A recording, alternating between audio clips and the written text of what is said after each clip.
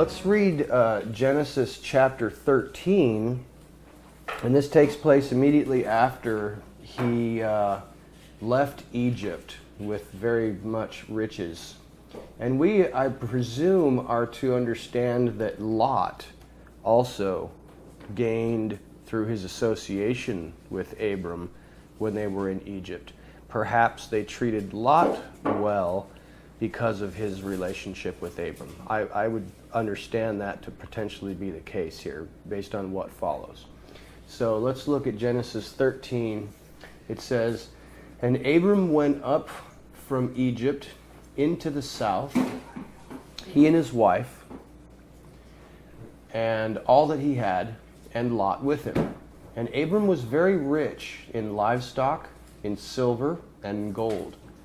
And he went on his journey from the south as far as Bethel, to the place where his tent had been at the beginning, between Bethel and Ai, to the place of the altar which he had made there at first.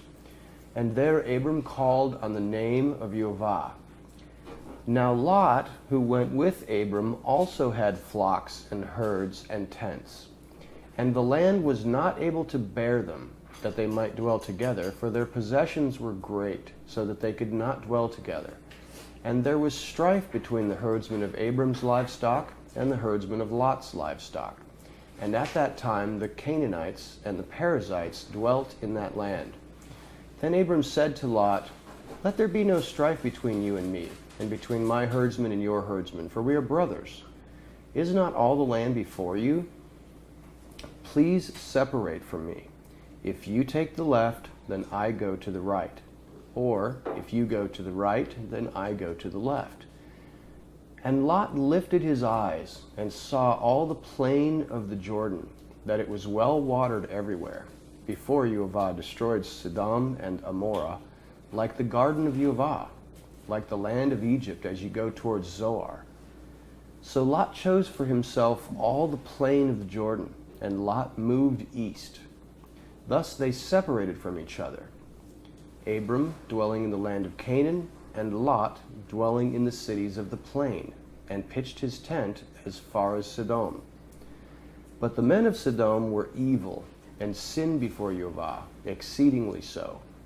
And after Lot had separated from him, Jehovah said to Abram, Now lift up your eyes, and look from the place where you are, northward and southward, and eastward and westward. For all the land which you see I shall give to you, and your seed forever. And I shall make your seed as the dust of the earth, so that if a man could count the dust of the earth, then your seed also could be counted. Arise, walk in the land through its length and its width, for I give it to you. So Abram moved his tent, and went and dwelt in the plain of Mamre, which is in Hebron, and built an altar there to Jehovah." Why is everyone looking at me? Did I say something wrong? Okay, just checking. Because you're sitting there. Sorry, you guys are looking at me like I said something wrong. Okay. Now, do you begin to see, after having read through this a little bit, why I am kind of feeling like this is a continuation of maybe the testing that Abram had from last week in chapter 12, that this separation with him and Lot is also part of the test? You note, just a couple things to take note of, that all of a sudden Jehovah appears to him again immediately after he separates himself from Lot. Pitches his tent at Bethel and Ai, just like we discussed last week. Went back to the place where it all began.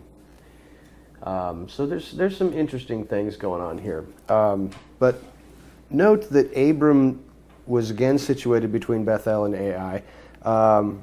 Does this perhaps indicate to you that another test is coming? I mean, that was my own supposition, my own idea from last week, is that as he began to journey further south, that it was decision time.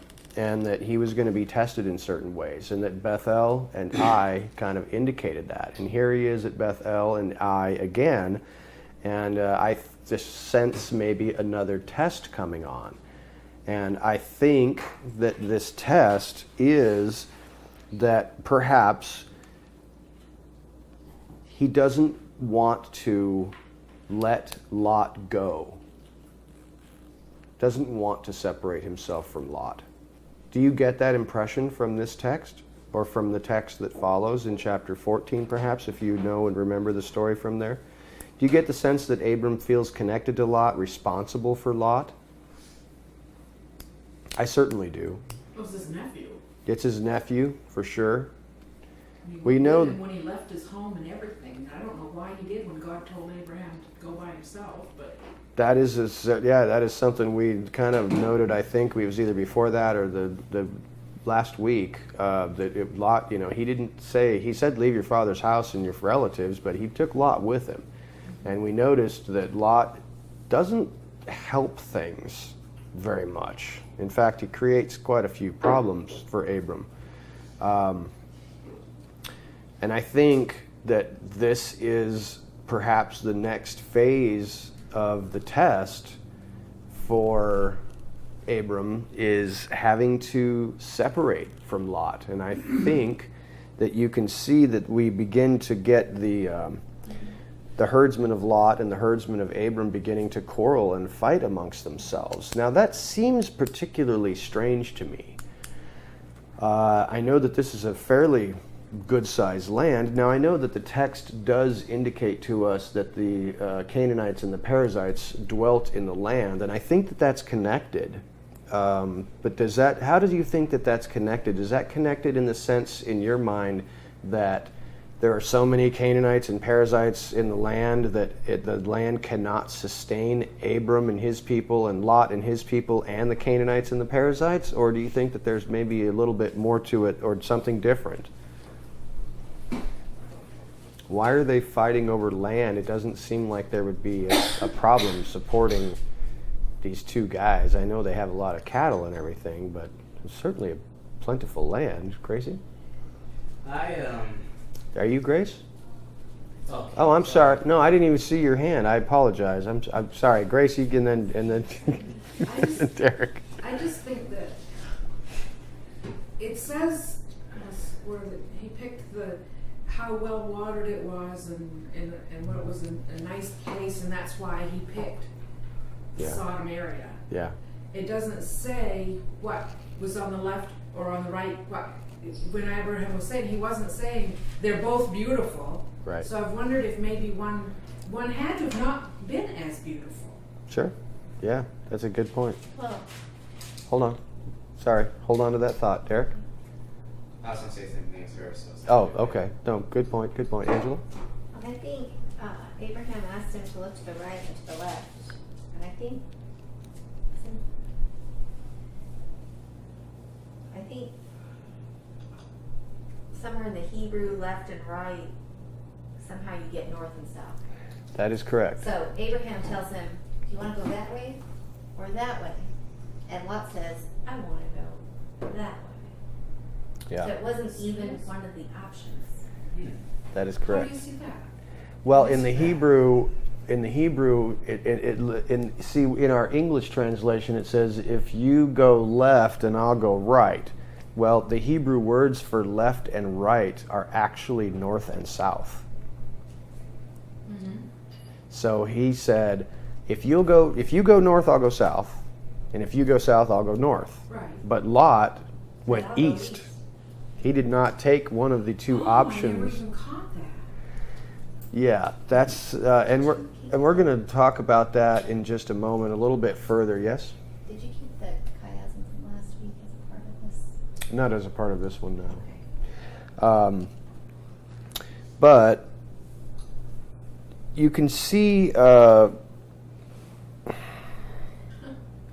it's kind of interesting because, it's exactly as Angela says. He tells him, if you go north, I'll go south, and if I go south, you go north, whatever you want. But Lot lifted up his eyes. There's his first problem. He's using his eyes instead of any kind of spiritual sense that he might have, and he sees the plain of the Jordan and the cities of Sodom and Gomorrah, where before the Lord, destroyed those places. And it says something very interesting. It's a bit of a mystery here, because it actually the text actually says that he traveled from the east, which is kind of weird, because clearly he's going from the land of Israel on this side of the Jordan to eastward. But the Hebrew text literally says he traveled from the east, which is completely backwards. What do you make of that? Anything that you can think of? Which verse are you on? That is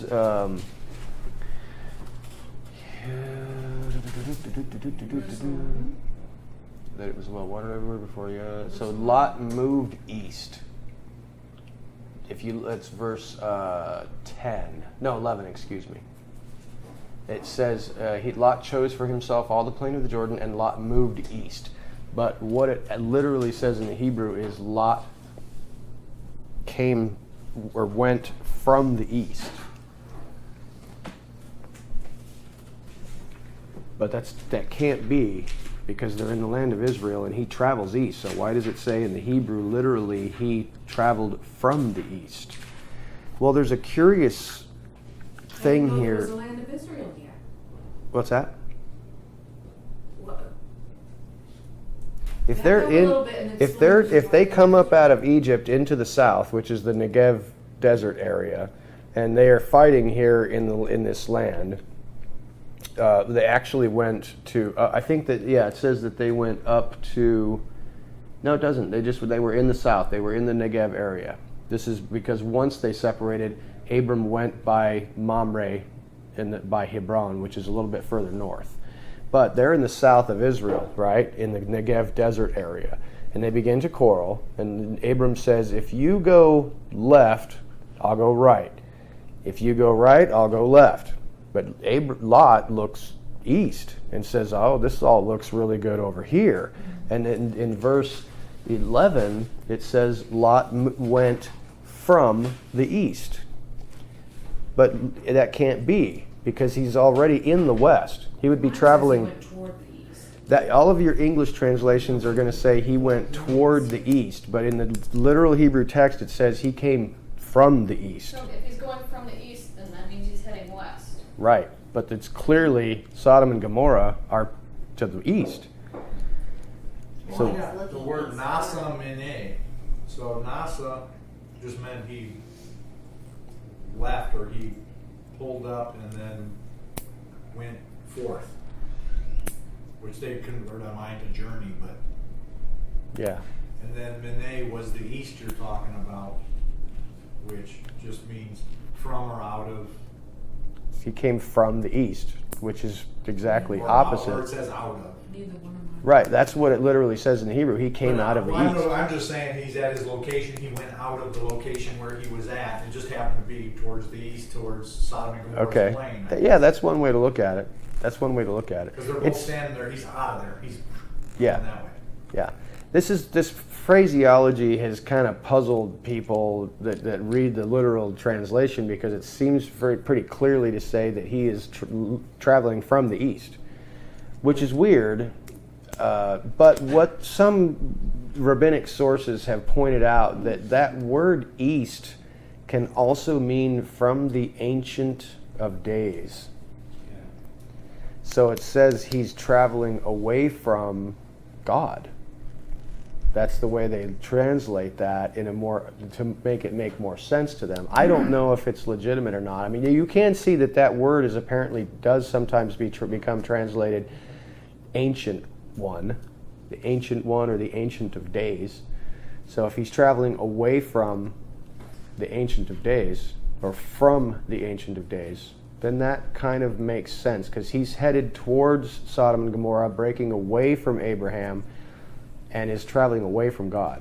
Well, you made the point that if I orient myself and say, this is north, or my right hand and my left hand, right? Mm-hmm. So my left hand was north, my right hand was south. That means I am turned facing the east. Right. As I'm talking to Lot. Right. And I said, you can go north or you can go south. And of course Lot says, no, I'm going forward. I'm going. And that would send you to the east. Yeah, absolutely. Tracy? If there's any legitimacy to that being like from the ancient times or ancient days, spiritually it's kind of interesting because right after that it says, and they were separated each from his brother. Yeah. So like when you think about when you depart from God, that you are, you're making that chasm wider between the two houses basically Right. than your Yeah. brother. I definitely noted that it was kind of interesting that it uses that language, the brethren that were separated. It's like, it doesn't seem like a good thing somehow. Yeah, And it seems very specific to say brethren there Yeah. too. Right, yeah, it was definitely strange. I think that is not insignificant, I really don't. Jerry? I just had a thought. I think it's in Ezekiel. The sun comes up in the east, and people that worship the sun face the east. Their rear faces the west. They're turning their back on God, and they're bowing to Satan or sun god. I don't know if that has anything to do with this or not, but That's an interesting idea. Yeah, it might. yeah, interesting. Keith? I thought they always turned the tabernacle to face the east. I thought that Daniel. Yeah, but the worshipers, if the tabernacle is facing the east, the worshipers would be facing the west. So their butts are towards the sun. What? Their backs are towards the sun, right? Entering. Yeah. If the door is facing east, then the people entering are walking away from the east. Right. And I think it was in Ezekiel that Jerry's talking about where they were in the switched courtyard around. switching around, worshiping the sun, facing towards the sun instead of facing towards the temple. And they were kind of called out for that. Wasn't Daniel praying towards the east? Abomination. But he'd be praying toward temple, I think is what he's saying, instead of away from it. Like Daniel's out in dispersion praying toward this way, wherever he was. I don't know if it literally says in Daniel that Daniel was praying towards I the don't east. either. I think it was saying he was praying towards the temple, Toward- where the temple was, Yeah. which would be west of where he's at. But you'd Yeah. have to look that up in Daniel and see. It would be weird if he were facing east, because I think that's they definitely would usually pray towards the temple. And if he was captive in Babylon, then he would have needed to be praying towards the west, where the temple was. It was destroyed, of course, but it would be odd, I think, if he were praying towards the east. You notice there's something also a little bit weird, is that Lot is, viewing this situation in a very strange way. You can see it right off the bat where Abram is saying, hey, if you go left, I'll go right, you go right, I'll go left, and he makes another choice based upon his sight, and he sees life is good down in Sodom and Gomorrah and these towns and villages of the well-watered plain of the Jordan. Some commentators have suggested that before Yehovah destroyed Sodom and Gomorrah and those little towns down there, that it was a well-watered and very fertile area, but that apparently when the brimstone came and destroyed Sodom and Gomorrah, that it turned that whole place into a, burning wasteland that didn't look like it did then. And but there is something a little bit strange, is that to Lot's perception, the well-watered area of the Jordan and the plain cities of Sodom and Gomorrah appeared like the garden of God. And he even compares Egypt to the Garden of Eden. Does that strike you as strange at all? And that, I was wondering if that verse is Lot, if this whole thing is Lot's perception, or if this is just commentary on what Lot is seeing.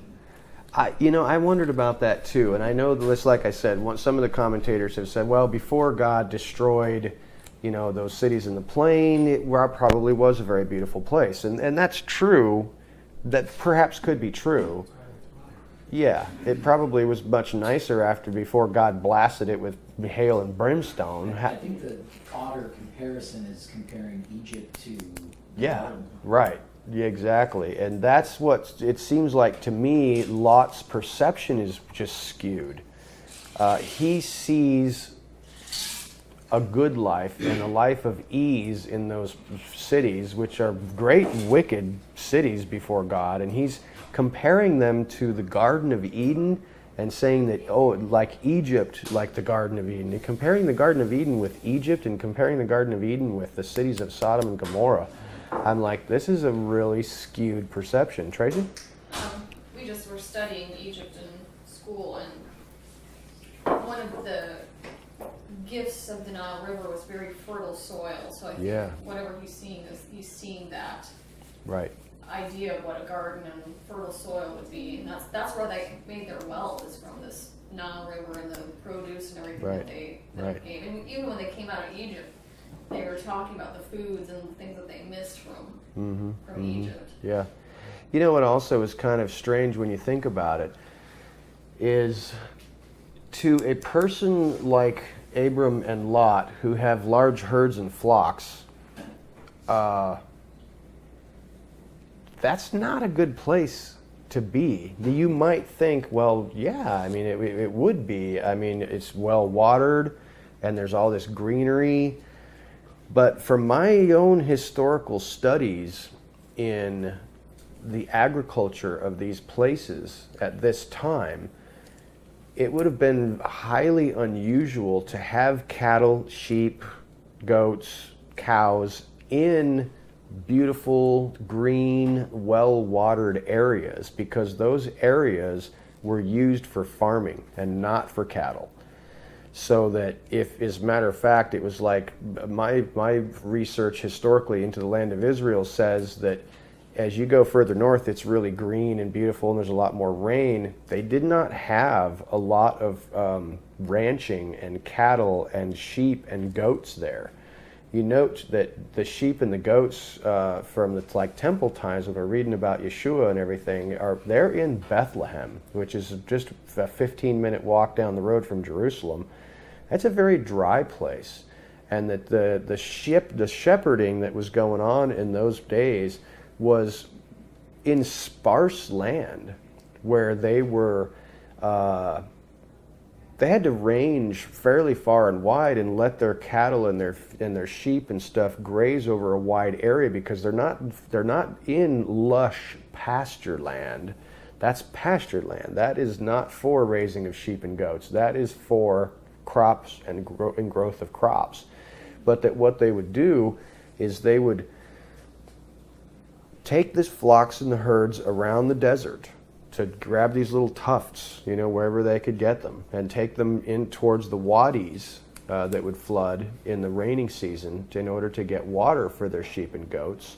And that they would then, after the harvest time, before they were growing, they would take their flocks and herds up north, and they would allow them then and only then to eat the leftover crop stuff and kind of clean the ground, and then drop their fertilizer in the ground so that they would, mush it in with the soil and then begin the new crops. But it seems weird to me that Lot, being a herdsman, would look toward a well-watered plain in the cities around Sodom and Gomorrah. That doesn't seem to comport or fit with his occupation, because they would not allow him to have his cattle grazing and stuff everywhere in these well-watered areas where crops were likely growing. And they actually, many of the rabbis who commentate on this suggest that the reason that there is a bit of contention and strife between Lot and Abram and their herdsmen is not necessarily because the land is having, trouble sustaining them exactly.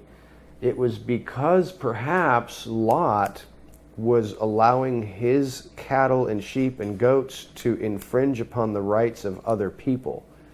That he apparently was rather carefree about where he allowed his animals to go. And he was infringing on the property rights of the Canaanites and the Perizzites and making trouble for Abraham, who would then, his herdsmen would say to Lot's herdsmen, you can't let your sheep and your cattle graze on other people's property. And they would get into arguments maybe because of it. But it just seems like his whole perception of what's going on and where he should go, viewing Sodom, the region of Sodom and Gomorrah, as some type of a garden of God, doesn't seem to comport with his livelihood as a shepherd. It doesn't seem like that would be the place to go. And we also see in the next couple of chapters, when God goes to destroy Sodom and Gomorrah, where's Lot? He's living in the city. He's now. living in the city. He has apparently given up his career as a herdsman and as a shepherd, and is now living in the city and hanging out at the city gate. So he has apparently taken on a position of leadership in the city. And the people of Sodom, when they go to accost these angels, say, this one, appeared here fairly recent, and now he's a judge. Well, apparently he was, or he wouldn't have been sitting at the city gate. So everything seems to flip upside down for Lot here. Tracy? No? Okay. That's fine. So we've got a lot of problems with Lot and how he's viewing this situation. Number one, my thought was that sheep and herds of flocks of sheep and herds of cattle. Mm-hmm. Sheep destroy the land. Mm-hmm. That's why they would not be. I don't know why they would have them working together. Yeah. I don't know why any group would want the sheep there.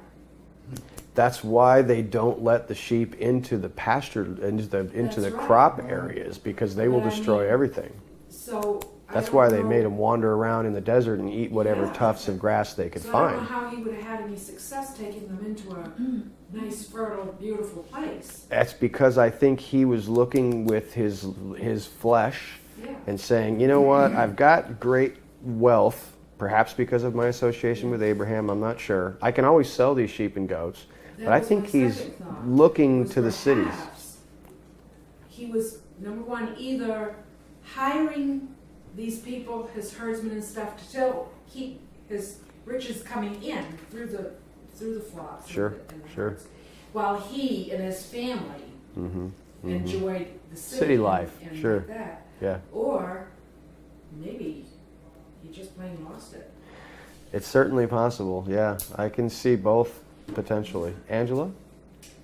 I think Lot might be making the same mistake that Abraham had just made, and that was moving away from the place he was supposed to be in order to meet his own physical needs. Lot, that Abraham moved into Egypt because there was a famine. Yeah, And yeah.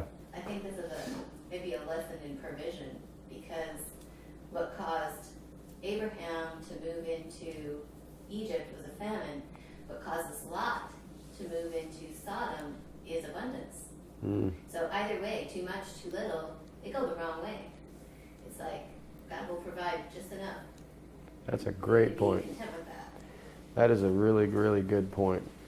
I know maybe many of you could also testify, regarding that, but that has definitely been the case in my life, is that when things get a little bit scarce, I begin to, maybe lose my composure a little bit and get a little frightened, and maybe lose my composure a little bit, lose a little bit of my faith, and begin to question.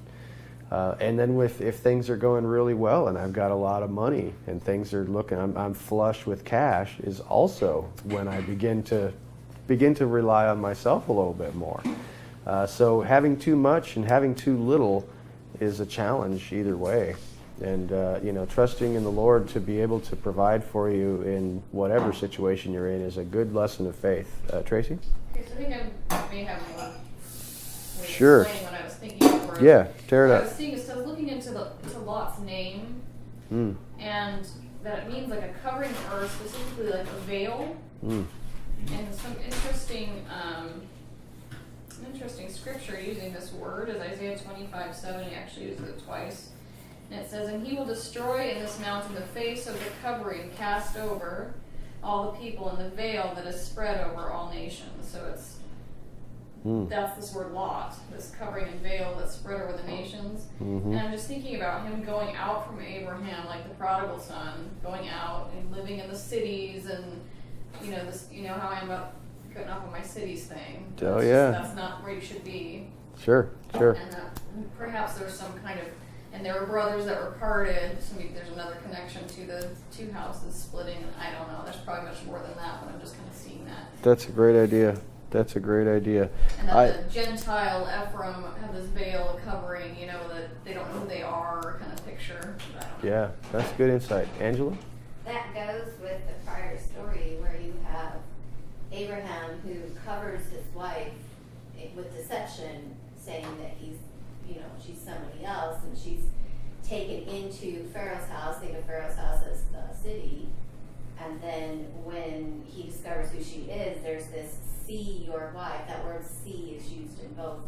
They saw her and she was beautiful. See your wife, and let go. And it's almost like Lot is this repetition of a lesson that he should have learned if he had been paying attention to this thing that just happened in chapter 3. That's a great point. So you're saying that Lot should have learned a lesson about what just happened. Yeah. And I think, unfortunately, that bears true for us in so many different ways. I know it's real easy for me, it's easy for us to listen to people who tell us you shouldn't do that. And they're using wisdom either because they've been through this thing or they know what it's like because they've had somebody else do it. It's like telling a kid, don't do drugs. Well, or telling a kid, don't put your hand on the stove. He's going to learn about the stove burning him one way or the other. He can learn the easy way by listening to wisdom, or he can learn the hard way by putting his hand on the stove. Now, one obviously is more painful, but is a much more sure method of learning. Where you learn two things. Put your hand on the stove. Put your hand on the stove, and that Dad's right. Dad That's told right. me not to do that. He must have done it before. That's right. So I think that perhaps Lot suffered in this case because he did not learn from Abraham's example. Like Angela was talking about, he failed to learn from others. That's always the position of wisdom. If you can do it, if you can get away with it, listening to someone tell you the truth, listening to what the Bible tells you about these decisions that you're supposed to make and how you're supposed to make them, that's the easy way. But you know how we are. We're true-born Israelites with stiff necks and iron foreheads, and we often learn by a baseball bat instead of hearing the still small voice. It's unfortunate, it really is. Any commentary on that? I was just going to say, I think we kind of touched on it, but just to kind of reiterate, is this idea of walking by sight. Yep. That Lot's doing. This man whose name is veiled or covered, he saw this great land, just like Eve saw this wonderful tree in front of her. You know? Yeah. And we are supposed to walk by faith and not by sight. Yep. Hearing and not. That is so often how we get ourselves in trouble, is by walking by what we see instead of what we know in our hearts and from the Word. Mike? And last week we discussed kind of this counter position of whether or not Abraham truly was making a mistake and was at fault when going into Egypt. And I don't know how I feel on that one way or the other right now, but it could be too that rather than Lot following Abraham, knowing that God has made this promise to Abraham, he's trying to force blessings onto himself. In the same sense of taking things into his own hands. Yeah. He's not staying with Abraham and following after what God is wanting to do, but right. Yeah, I think that is so hard in so many ways, in so many cases, when God promises something, or you know what the promises of God are, or you know that God provides for all your needs, but when does God usually provide for your help and your salvation? right at the last possible second. And God's timing is rarely our timing. And when he makes these promises to Abraham, these are promises that are way off in the distance. Way off in the distance. His seed being like the dust of the earth. That's not. I think we spoke about this previously. It's like even if you count all 12 tribes, they're certainly not the dust of the earth. But the nations who come in because of them over the millennia. And even you got to think about this on a much grander scale, like the people in the kingdom and the people in eternity. Those are all descendants of Abraham. I think we can kind of get narrowly focused on, we know our history about how many Israelites there were that came out of the land of Egypt, and how many there were that died in the Holocaust, how many there are living in Israel now, how many there are living in America. But we're not really considering the 12 tribes in total, all of the nations who are following them. Plus, we've still got a long ways to go into the future where these children of Abraham are going to be, growing and maturing. Hold on just a sec, Tracy. Angela?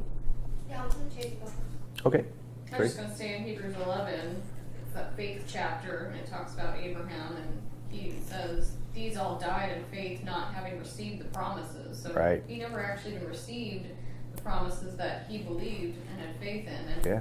we should have that same kind of faith. It's like we know this Yeah. is going to happen, it's going to take place. I mean, how many people are going to die in faith not having received those promises?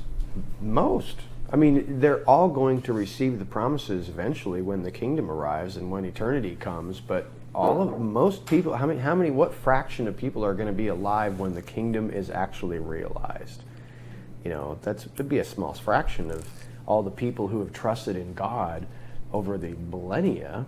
You know what I'm saying? So it's like, yeah, most of us are going to have to wait in hope of what is coming. And not, that is what the substance of faith is things that are hoped for that you don't see, Angela? I'm going back to chiasm from last week. Sure. Do you remember how the center of that chiasm, do you remember the The center? servants, men servants and maid servants? Yeah, it even says men, slaves, and slave girls. Yeah. So even a chiasm with the way they get the middle. Okay. And then this whole thing in chapter 12 and 13 is about the promised land. And I think he's trying to communicate to Lot, this is a long-term promise. To Abraham, it's a long-term promise. Because the first time, the beginning of it, when he promises it, he says to your descendants. Mm-hmm. And so, you know how when Abraham couldn't have a son, he said something like, am I supposed to give my stuff to Eliezer, my servant? Yeah. It was almost like Lot was taken away from him at this point, because Abraham would have thought, okay, Lot, maybe Lot's going to be my heir, is sure. my descendant. And this took Lot right out of the running for that early on. We still had the Ishmael problem, but this took Lot out of the running, that it was not going to be him, that this is a long-term thing, and that if you look at the section that happens in chapter 12, it's this Egyptian thing taken into Pharaoh's house. And if you look at the history of Israel, that they would be taken into Egypt into captivity. And then if you look at the second half of it, the church age, if you want to call it that, that's where you have the splitting of brothers. We've been reading in American history how you've got all these different denominations, and people cannot get along. They disagree on one thing and they form a whole new religion over it, and they can't associate with each other. And so I think right here he's outlining the point of this land is the servants, but it's going to be a long time. This is long term. Mm-hmm. Mm-hmm. Yeah, and you know what? That reminds me it always reminds me of King David, recognizing that when things are not going his way, when people are persecuting him, he is always saying, it's none of my business. I am the servant of a great king. I don't look for my own justice. I do not take vengeance for myself. I trust and wait in the Lord, who redeems me, who takes vengeance against my enemies. You notice that David is always saying, it is the Lord who takes vengeance. It is the Lord who pays recompense to my enemies. So I think it's not for no reason that he is the great king, that is such an example to us of faith.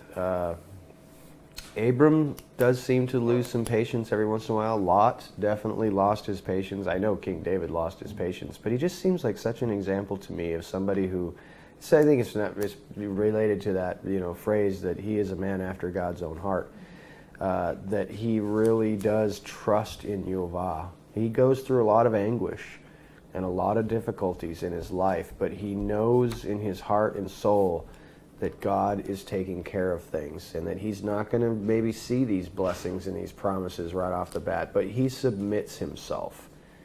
He is all about submission. He shows himself to be a true servant king, which is a very unique combination, a servant and a king. It's such a picture of the Messiah as a servant and a king. And that is where, like Angela was talking about, with us not being able to get along with our brothers, I mean, you can see that is why Messiah Yeshua, when he arrived, spent so much time talking about the deeper meaning of the Torah, and that it's all based upon love. All men will know that you're my disciples if you love one another, not if you observe the Sabbath, not if you wear tzitzit, not if you do the Torah. People will know you are my disciples if you have love for one another. Not having love for one another is what causes division and separation. And, that's what has caused division and separation in every situation, is a lack of love. It happens to congregations. It's happened in this congregation, with us not being able to see eye to eye with our brothers and sisters about things which are frankly not the crux of our belief. There is a God. He has given us instructions. We believe in him. He sent his son to die for our sins, and we are waiting for his return. As long as we can all agree upon that, nothing should separate us from each other, aside from just small, petty squabbles about calendar issues and when does the day begin, and shut up, Keith. See the light. Go ahead, Tracy. It's funny that you come to that, because I'm revamping my Day of Atonement study and coming to some more deep understanding of it. And basically that's what this Day of Atonement represents is, well, part of it, there's a whole bunch of it. But, when Messiah tells those Pharisees that you tithe the cumin and the anise and whatever, but you neglect the weightier matters of justice, mercy, and faith. Mm-hmm. Mm-hmm. That's central, that's core. Yeah. And we get these divisions over keeping commands, which we should also do, which is what he says to them. You should have done those things without leaving these other things undone. Right. But these things are the most important. This is what should be at the center. And that's in Isaiah 58, which is about the Day of Atonement. That's what he's saying. He's not saying don't fast. He's saying you think your fast is pleasing to me when you're afflicting your brother and your neighbors. Right. And, You know what's interesting to me in regards to what you're saying now is what you said a moment ago about the city. I think those two ideas are connected. Think about this. Have you ever heard of responsibility diffusion? About what? Responsibility diffusion? You remember that, Angela? Yeah. In college, in our psychology classes, they talk about the diffusion of responsibility. It's like if you are in a small town driving down a country road and you see someone broke down on the side of the road, who's going to stop for them? The first or second person who drives by, because that's not a terribly well-traveled area. If you don't stop and help them, who's gonna? But you go to a well-populated area, you can see a lady standing on the side of the road for quite a while, and people are just flying by. It's called the diffusion of responsibility. Everybody is thinking, there's so many people here, somebody's going to take care of it. And they just keep on going. And what troubles me is, like Tracy was talking about, you have strained out a gnat and swallowed a camel. You have forgotten the weightier matters of the Torah, the things that I truly am concerned about, like justice and watching out for people who are downtrodden and naked and have no clothing. And that diffusion of responsibility when you live in a city is so easy, because you notice that, I noticed that when we go back to these small towns in Colorado, everybody you drive by is waving at you. Everybody knows each other. If somebody has a problem, everybody knows about it. If you see somebody or you know somebody who is hurting or is struggling financially, the area of diffusion of responsibility is rather small. But what tends to happen in larger populated areas like these cities that we live in is we really don't even know our neighbors. We don't know hardly anyone. We're surrounded in this city by 7 million people. And yet our relationships with our neighbors and our friends, and if we go to a standard church on the corner, we don't even know those people. We go and we walk in, the band's already playing, so we have just a moment to say hello to our neighbors, the people that we normally sit around, because we sit in the same spot every week, don't you know? We say, hey, it's great to see you, how was your week? Awesome, great. And then before you know it, the band's starting up, and we're singing, and we're praising. And then the pastor says, good morning, everyone. Say hello to your neighbor. You got another minute or two to say hello. You give them a hug. Great. Then the message starts. Then you got another couple of minutes before everybody goes off to the restaurant to get lunch. You don't know those people. That's not enough time to get to know those people. And I'm not saying that we know each other terribly well, but I think we do a little better. We spend 2 or 3 or sometimes 4 or 5 hours each week talking together, getting to know who each other actually is, knowing what each other's problems are, and you know what? That is difficult, because we get to know that, you know what? Alan stinks. He's a human being, and he actually stinks like a human being. I can't put on my Sunday good face with you guys, because you've gotten to know me now for a couple of years, and you know that I'm a human being and I have problems just like the rest of you do. You're all normal human beings. And I think that this little core group of people here, we recognize, yeah, we all have our issues, but we actually like each other, and we're willing to put up with each other, and that is love. And that is so difficult and challenging in these big cities that we live in, where we frankly don't know anybody. I don't know any of my neighbors very well at all. We just don't. It just doesn't happen. And so I get concerned about these passages in the scripture which clearly demonstrate that God is so concerned for the humble and the afflicted. And boy, I'll tell you what, there are plenty. Gracie came across one of them today. Or maybe, I don't know if it was today, but I think it was today, that a humble and afflicted person. If we are not out there in the world very often, which a lot of us aren't, we don't come into contact with these people. And I just feel like sometimes we are so isolated in these big cities and just in our little comfort zones that we don't want to be aware of the poor and the humble and the afflicted who are out there in the world, and therefore we hide our eyes from our own flesh. I think that passage in Isaiah actually says pretty much very similar to those exact words. You cover your eyes so you don't have to see what's going on out there in the world. That's a really challenging position to be in. Yeah, and that's what he says, is to feed the hungry and to clothe the naked and to loose the prisoners. That's the fast he's chosen. Right.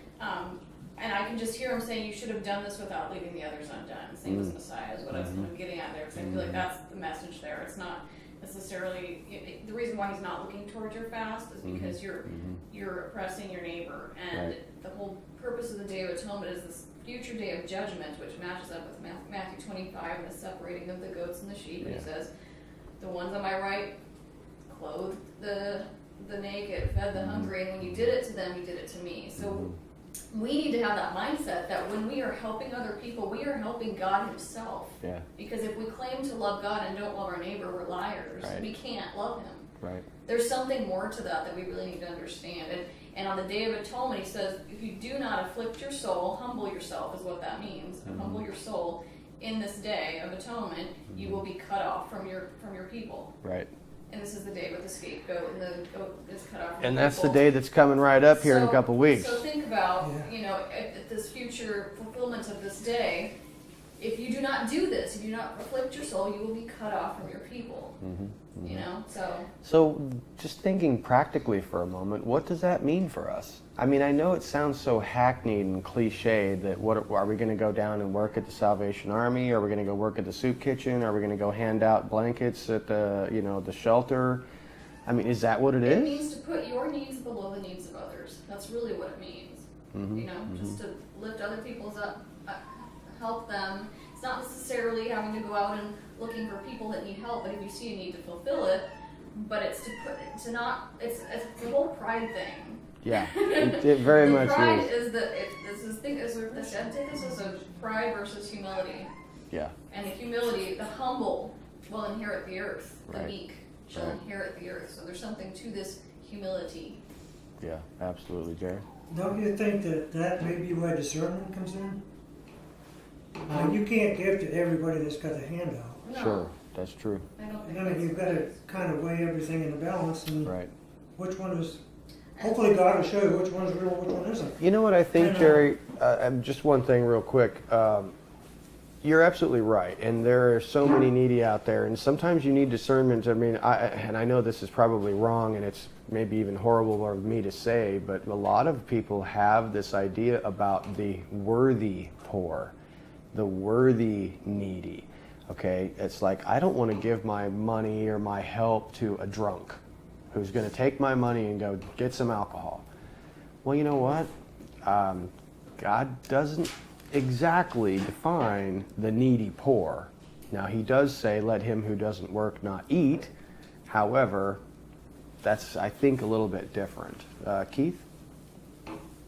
Well, I mean, as far as discernment goes, maybe something talks to you about what their needs are or something. But yeah, if you see some young guy looks like he's 25 standing all day on the corner and saying, give me, you know, it looks like he's able-bodied. He could go to work, right? You would assume if so. if he's a convict, a former convict, he probably can't find work. That's another issue. So we really, who are we to judge is what the bottom line is. That's a good point. But it's not always monetary either. You can afflict your soul and help them in other ways. And it's also a spiritual connotation to it. Like, we don't beat, you know, if you want to feed someone, let's think of this literally, like, if you want to feed someone, feed the hungry, you don't shove the bread in their mouth. You don't throw food at them. Right, and so why then do we preach the gospel in such a way? You should be doing this, you know? So I think we need to have that same mercy and compassion and love, however we're doing things. Sure. But it doesn't always have to be monetary. And I would make 2 points in that regard. Angela, and these are both connected. Angela has many times talked to me because I feel like I'm talking to her about the tithe, last couple of weeks ago or something, and she's like, I don't think that means what you think it means. Because I'm thinking, I need to be taking, a 10th part of my money and giving it to somebody, I don't know who.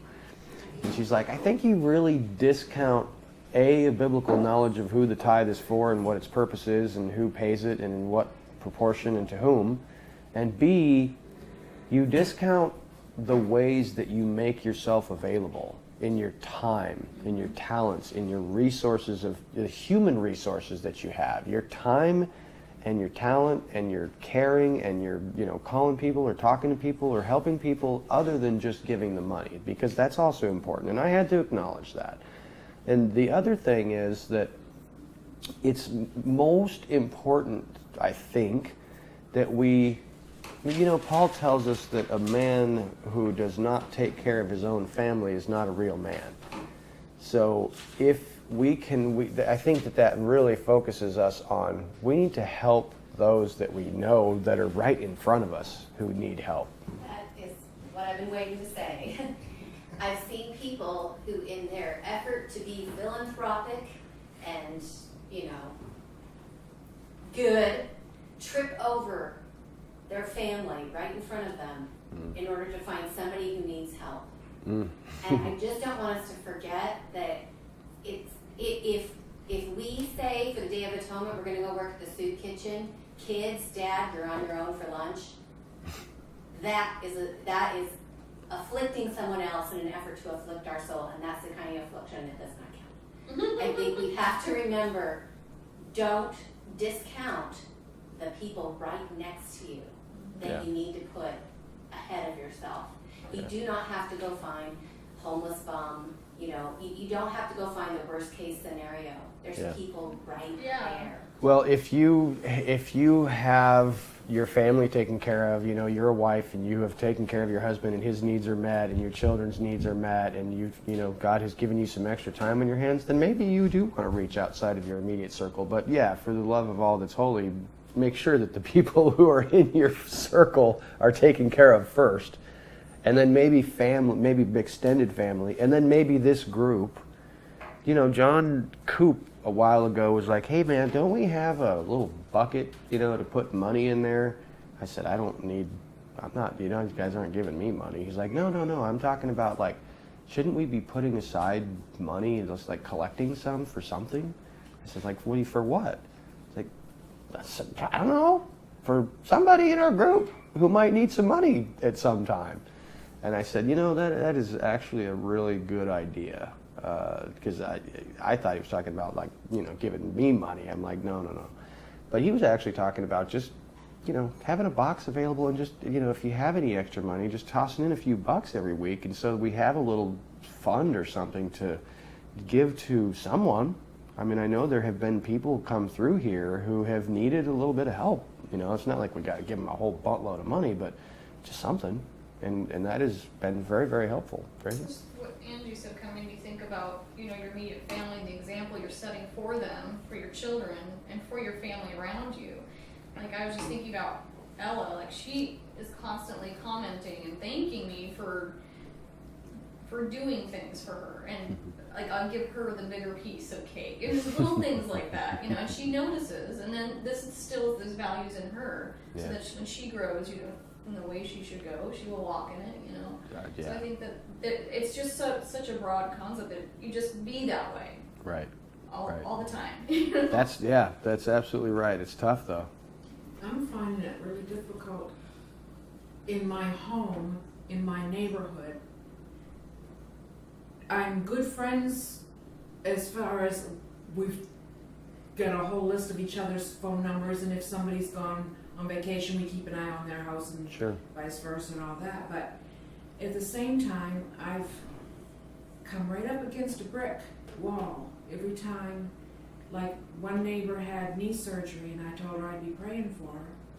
And it went well, and it went fabulous and everything, but everybody thinks it's wonderful. And they acknowledged verbally, I don't know about their hearts, but God does, that hers helped. But at the same time, I'm not allowed any further in the conversation than that. It's like, I am willing to say more. I would love to get together. I would love to have in my home a day every month or every week or whenever, when we'd all get together and have tea together or have coffee together or just, you know, just fellowship. Yeah. But it would be in my heart to be growing a relationship and a trust between us so that I could talk about the Lord. Sure. But I feel that there is a wall there, so that I really And you know what? I don't know how to get past that. I think that's a great observation, and I would only make one comment in that regard. It's real simple and kind of cliched, but think about it this way: nobody cares until they know that you care. And I think that you have to start by like saying, okay, you've got a list of people who, you know, try to support each other in a time of need, but other than those times of need, they don't really talk much. What if you were to simply reach out and call them? They have not let you know that there's a need at all. You're just calling to say hello. Hi, just wanted to check and see how you guys are doing. You know, you feeling good? Great. Awesome. Well, I'll just touch bases with you again. And you just do that once a month. Just call and say hello with no agenda. I have no agenda to teach you the gospel. I have no agenda to say that I'm going to pray for you or, you know, anything like that. It's just building relationships. That will open the door, I think. Angela, you want to add to that? That please don't feel like you do something for someone and you don't get an opportunity to share the gospel, that you failed. Absolutely. Do not feel that way. Yeah. I have been helping my brother for years, and it's been 2 years since the word God has come up, and I don't feel like a failure. It's about your actions. And It's then about, yeah, the day it's about that something comes. else, and the timing. Remember what I just said about that story about chapter 12 and 13? Long term. Yeah. I think that's a great All I insight. have left with my family is my actions. I Yeah. cannot talk about it Right. anymore. Right. I think that's why the commands are described as a lamp, and you keeping them. You are a lamp, you are a light. The Yeah. Torah, the commands are, word is a lamp, the Torah is a light. Yeah. It's because they need something that they can see, because Right. they cannot hear yet. Sure. So you keeping the commands and doing something, being that light. That Being they can a see, light, not talking about the light, being a light. And I think, Gracie, that you may, and I know that it's not just you, it's many of us who were raised in the church and feel like our primary thing is to just blah, blah, blah, blah, blah, going, carrying the gospel with our mouths. And that has been ingrained in us for so many generations that we feel like we need to talk about it all the time. And I think that talk is cheap and it's overrated. And frankly, I think, and I know that it works out in other ways a lot of times, but I think that it might be best if you keep your mouth shut unless you're asked. But give them a reason to ask. Right. Why are you so nice, Gracie? Why are you calling every couple of weeks to see what we're doing? Why are you bringing me a plate of food? Why are you coming knocking on my door just bringing me a card? Why are you mailing me a card that says, thinking of you, hope you're doing well, with no agenda at all? Not looking to talk to you, not looking to twist your arm about Jesus or anything like that. I'm just reaching out to let you know that I care about you, with no thought for anything other than that. That makes you an oddball. And that hopefully makes people think, why? And that's kind of what he says in the scriptures about passing these things on to your children. And when they see you doing these things and say, why do you do this? Yeah. You will say this. So it's like, that's why you need to be doing. Yeah. That's why it's the hearing Yeah. and doing, because they can't hear, but Right. they can see. Right, absolutely. And I think that many of us just have this pressure that's put on us from our upbringing that says we've always got to be talking about the gospel. Well, if like you're not soul winning, then you're I know. being I totally you're supposed to understand be. that. And I think for you, your son is raised and he mostly takes care of himself. Maybe not as much as you'd like, but he's able to take care of himself. And Jerry's fairly self-sufficient generally. But you're a housewife and you have a certain responsibility to your husband and your son, and you do your job and you be a great mom. What are you looking at me like that for? Right now, her responsibility is I know. Jerry. Yes, Oh, yeah. that's right. That's what Jerry. Got you covered, Jerry. No, and I think And it counts. it does count. It does count. Yes, it does. She's And serving. serving those closest to you. I mean, like me, it's my job to go out there and work to bring home the money that is needed for this household to run.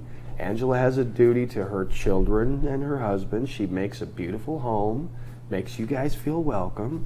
Tracy does the same thing, and I know that Derek and his lovely bride here will be working on that for a good long time and practicing and learning how that works. And And in the household, it's not easy. And only because we've been in the Word and learning and letting the Spirit teach us these things that I don't get upset about, well, I did this all day and then you come home and do this, or I was at work all day and you didn't do anything. That's not part of it anymore.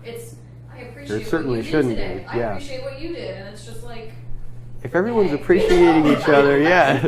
If everyone's appreciating each other, that is a really delightful thing. Unfortunately, though, sometimes we don't appreciate each other like we should. well, those are when you have those checks. I'll lose my temper sometimes. Be like, usually I'm mad because I'm dropping things or, like today, but forgetting things or whatever. Not myself, but Yeah. But if you get, frustrated with, I have to help this person now. It's frustrating. Well, that's not uplifting your soul. It needs to be, the good attitude about it. Okay, Right. I'm going to do this because it's the right thing to do.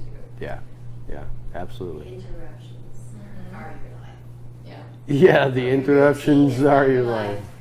Interruptions are your life. And if I had remembered that today, I would have freaked out about it. brother and his teenage daughter. And That's a good point. The interruptions to your life are your life. That's a great point.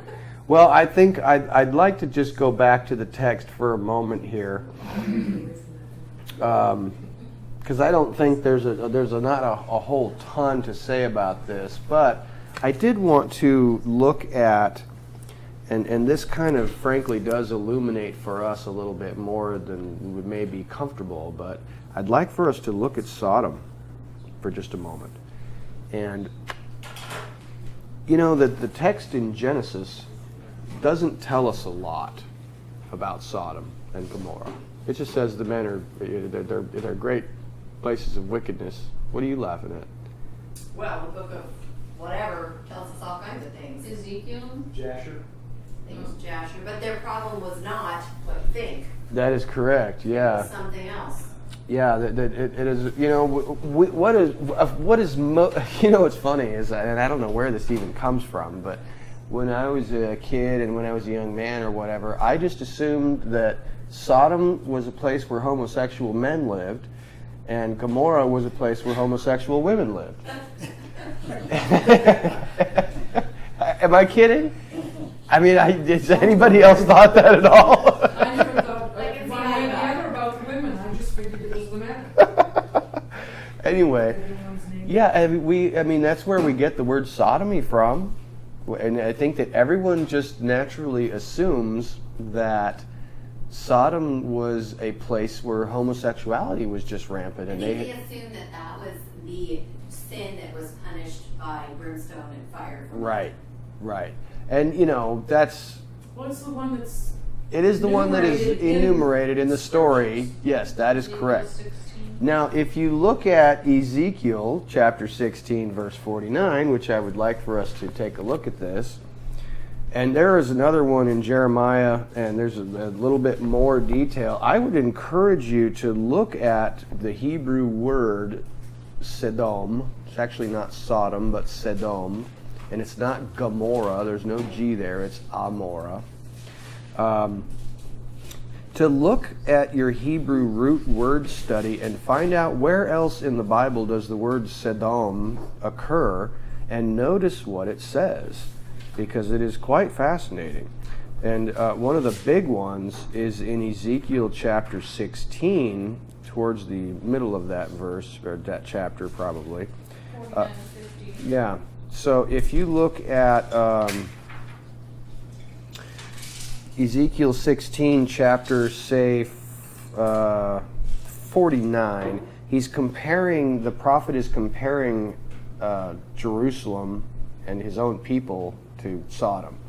And he says this, "Behold, this is the iniquity of your sister Sodom. Pride, fullness of bread, and abundance of idleness was in her and her daughters. Also, she did not strengthen the hand of the poor and needy. Also, they were haughty and did abomination before my face, so that I turned them away as I saw fit. And Samaria has not sinned as much as half of your sins, but you have multiplied your abominations more than they, and have justified your sisters in all your abominations which they have done. And you have judged your sisters, but you who have judged your sisters must bear your humiliation by your sins which you abominably did before they, they are more righteous than you, and also you be ashamed and bear your shame in that you have justified your sisters. When I shall return their captivity, the captivity of Sodom and her daughters, and the captivity of Samaria and her daughters, then also the captivity of your captivity in their midst." So, what are the sins of Sodom? Did you notice what those sins were?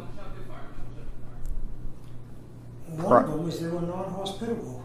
Non-hospitable. Opposite of Abraham.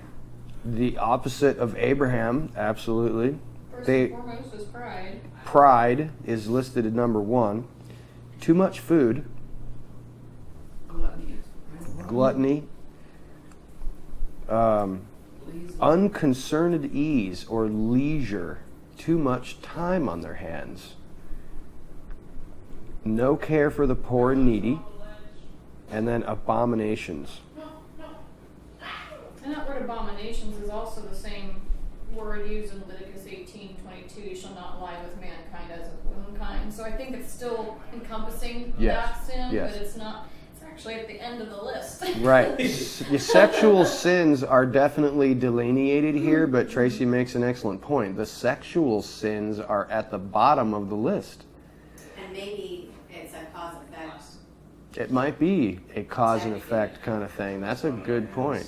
Yeah, too much time on your hands. You know what? I will tell you what. You get too much time on your hands, you'll do all kinds of stupid stuff. What do they say about idle hands? Verse 50. The idle hands are the devil's workshop. That is correct. So, 16, 49, and 50. does that? What does this remind you of? Well, it says, mine says idolatry. What's it? What does this remind you of? It's abomination. This is America, folks. This is true. Pride, a whole boatload of food, a whole lot of leisure time, no care for the poor and needy. You know why we don't care for the poor and needy? Because we close our eyes. Also, the diffusion of responsibility. You notice that we don't need to give charity to poor people anymore because we've offloaded that task to the government. We pay our taxes. They've got welfare. They can go to the government anytime they need to and get their help, whatever it is. There's charities. People give their money to charity. We got the Sisters of Mercy or whoever that is that feeds the people. You know what I'm saying? There's really no care for this stuff. And so, unfortunately, I'm looking at this and I'm thinking, this is not what I thought it was. This is not a city of raving mad homosexuals. This is a city of Americans.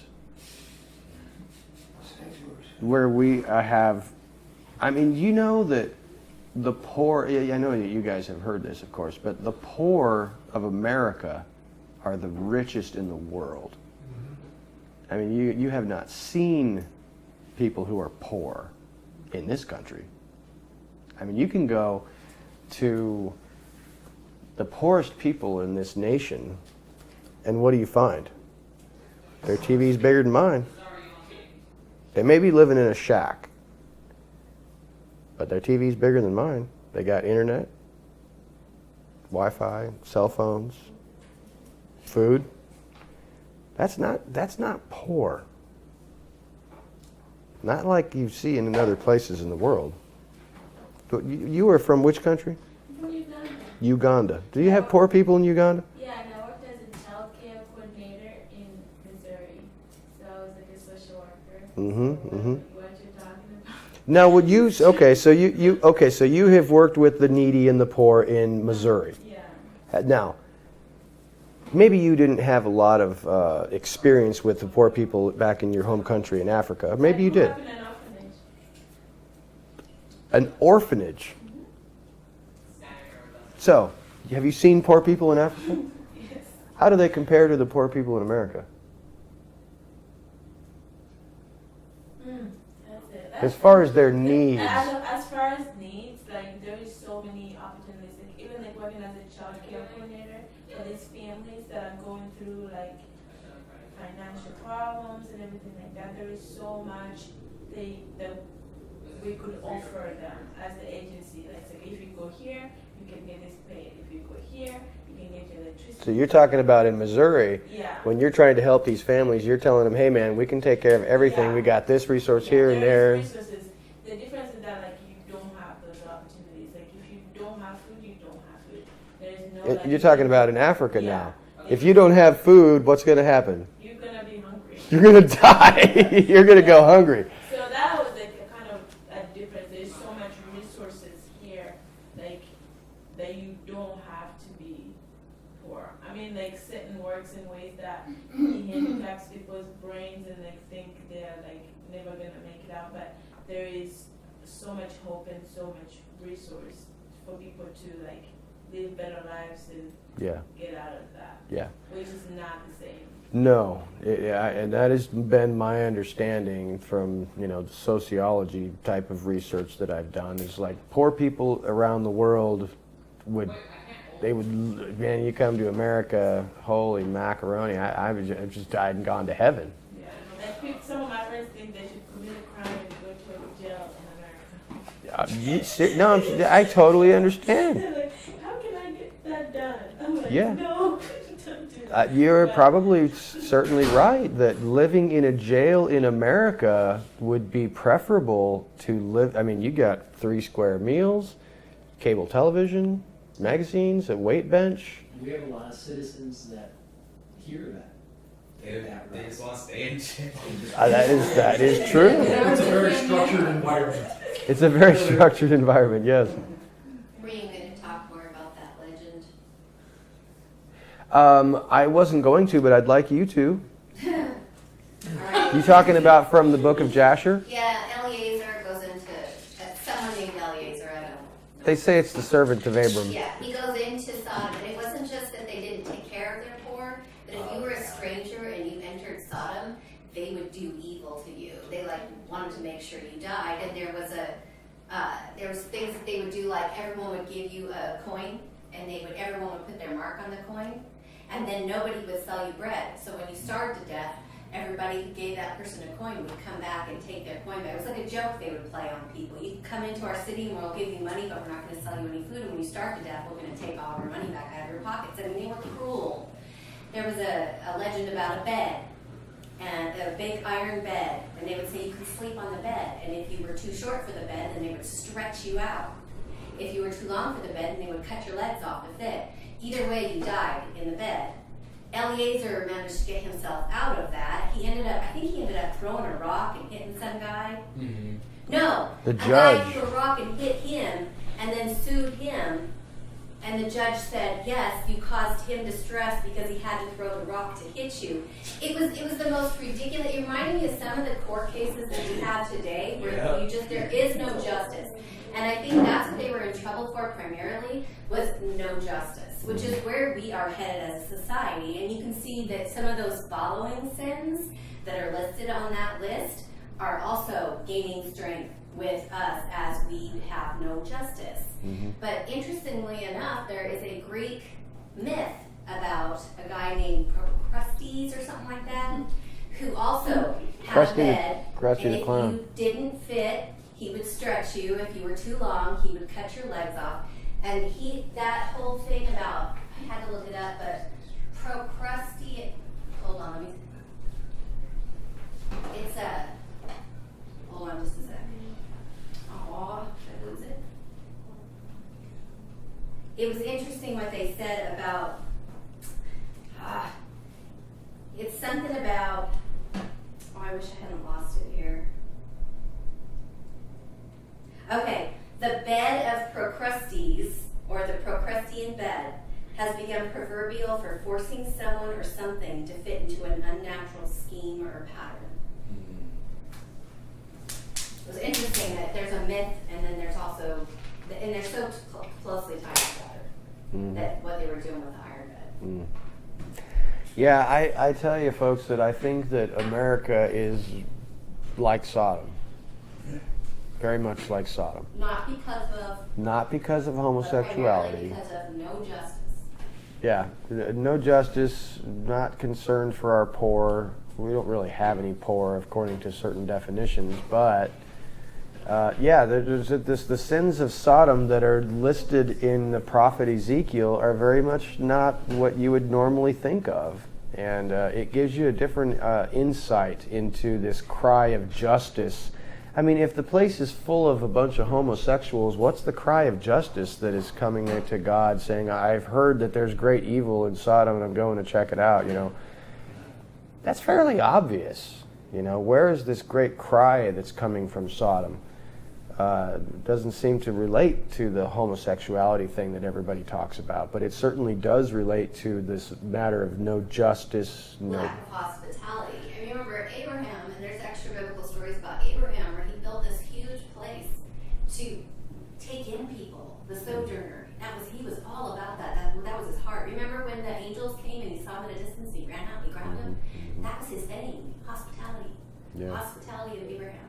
And Sodom was the other end of that spectrum, where they would take the strangers and torture them to death.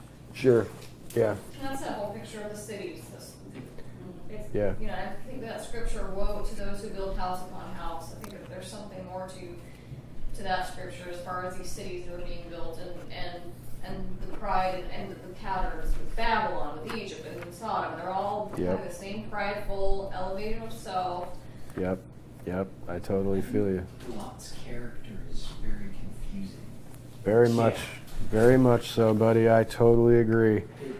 Everything we've just talked about tonight with him about, turning away from Abraham and God and kind of going in this different direction. And we've got this little excuse here about them not having enough land or whatever, right? But then even when he gets rid of all of that stuff and the city's destroyed, he chooses to stay at the same place that's mentioned here, right? Zoar, right? And he's shacked up with his daughters there. Doesn't go back to Abraham. Right. Absolutely. Yeah. So he does have that hospitality nature with the angels when they come in. He does. Yeah, but notice also that when the visitors come to Abram in his tent, he says, "Hey, let me give you a crumb of bread," but he creates a huge feast. But then Lot says, "Let me feed you," and he gives them matzah. It's the exact opposite. And he trips over his own daughter in order to help strangers. This is true. Lot offered his daughter to him. I thought it was because of the Feast of Unleavened Bread. It's certainly possible. It just struck me as this regard to comparing this Abraham thing where he's like, "Hey, let me give you a morsel of bread and a cup of water," but then he's like, "Hey man, he slaughters a goat, and Sarah, make your best bread," and he makes out a huge feast. And then Lot does exactly the opposite. He's like, "Let me give you some food," and he gives him matzah. It could be because it was a Feast of Unleavened Bread. But consider too is when we haven't got to it yet, but when Abraham is asking God, well, for how many will you spare the city? So he wouldn't have spared Lot had he not been righteous, is my understanding. So there has to be some kind of righteousness. That is, we've mentioned that a few times. It's like Lot is a confusing character. It's like the New Testament talks about him as this righteous individual, but it's so hard to perceive that. But like I said, and I'll say again, that gives me hope. I was just about to ask that. It's a definitely thing of like just hope to look to people unfortunately compare themselves sometimes. Oh, at least that's something, even if we do find ourselves in that mindset, we can find hope in that too. And kind of look to God to pull us out of that mindset. Now consider that this is another picture of kind of like an Exodus thing. He's sending someone in to take them out, just like Moses did with Israel. And what did he say to them? Don't go back to Egypt. You don't want to go back there. What happened to Lot's wife? Remember Lot's wife. And this is for us. That's written in the New Testament. Remember Lot's wife. You look back. You turn into a pillar of salt. So this picture of, okay, I'm going to rescue you. I'm going to save you now. You come this way and don't go back that way. Yeah, absolutely. Good point. Mike? Just one other thing I had noticed in this chapter too was in verse 17, that word "rise up." We see this word used as establish or fulfill when he's talking about the covenant. So he's at this point talking about establishing this covenant and walking through this length of the land. Yeah. That's a good insight. Fulfill. That's great. You know what else too? It kind of was interesting to me. You know how we always like to look at the place and people names in the Torah. You notice that now Yovah appears to him as soon as he separates from Lot. I think that he needed to separate from Lot. For whatever reason, I don't think that he was supposed to be with Lot. Lot is nothing but trouble for him. And Lot is going to be trouble for him again here very shortly in the future. But you notice that as soon as he splits from Lot, that God appears and creates an even greater promise. Hey man, as far as your eye can see in every direction, I'm giving this all to your seed, and your seed is going to be like the dust of the earth. And all of a sudden, where does he go? To Mamre and Hebron. What do those words mean? Strength, association. strength and an association of people who are banded together in some type of an association. Now, note also, and I'll just finish with this, the strength of association. Who is Abraham going to now associate himself with? He's no longer associated with Lot. But now it says in the next chapter, which we're going to read next time and discuss, that he is living near Eshcol and another couple of people, and they actually help him when he needs to go and rescue his nephew Lot from the kings of Kedorlaomer and Elam and stuff like that. So I think that this strength of the association is what Abram needed, is to surround himself with people who believe like he does and feel like he does and behave like he does. Angela?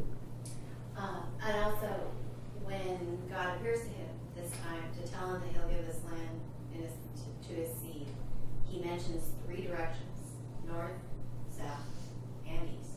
Mm-hmm. Well, the sea's right there. That's But true. you can certainly have the sea too. But interesting, given that the options for Lot were north and south, and he took east. That's now right. He's telling Abraham, you're going to get north, south, and east. That's right.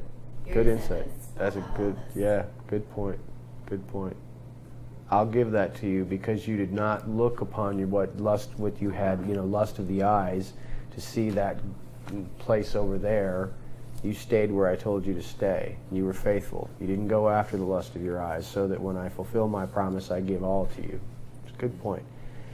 But I think look into this strength of an association in relation to this next chapter in your readings this week. If you get an opportunity to read chapter 14, look at the associations that Abram forms in the next chapter, where the places that he stays, Melchizedek shows up in the next chapter, and you're going to find a whole list of kings and cities in the next chapter. Look at the meanings of these kings, and they are mentioned twice.